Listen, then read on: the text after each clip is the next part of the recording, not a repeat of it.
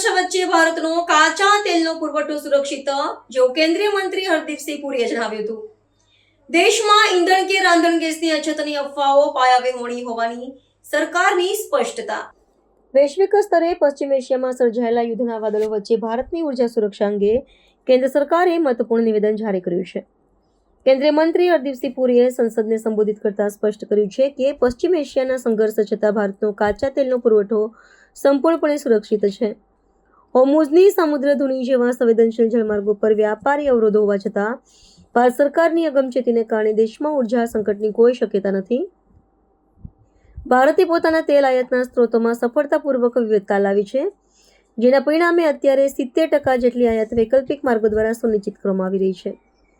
આ સંબોધનમાં મંત્રીશ્રીએ દેશના ફેલાઈ રહેલી ઈંધણની અછતની અફવાઓનું સખત ખંડન કર્યું હતું. તેમણે ગૃહને આશ્વાસન આપ્યું હતું કે ભારતની તમામ શુદ્ધિકરણ શાળાઓ એટલે કે રિફાઇનરીઓ પોતાની સંપૂર્ણ ક્ષમતા સાથે કાર્યરત છે. સરકારના વ્યૂહાત્મક આયોજનને કારણે આંતરરાષ્ટ્રીય બજારમાં ઉથલપાથલ હોવા છતાં સ્થાનિક સ્તરે પેટ્રોલિયમ પેદાશોના વિતરણમાં કોઈ પણ પ્રકારની વિક્ષેપ પડશે નહીં તેવી ખાતરી આપવામાં આવી છે. Non-Hormuz sourcing has risen to approximately 70% of crude imports, up from 55% before the conflict began. India sources crude from 40 countries as against 27 in 2006 and 7. This structural diversification, built through sustained policy over successive years, has given us options that other nations find themselves without. Refineries are operating at high capacity utilization.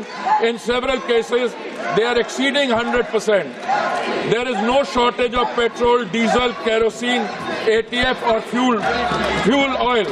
The availability of petrol, diesel, aviation, turbine fuel, kerosene and fuel oil is fully assured.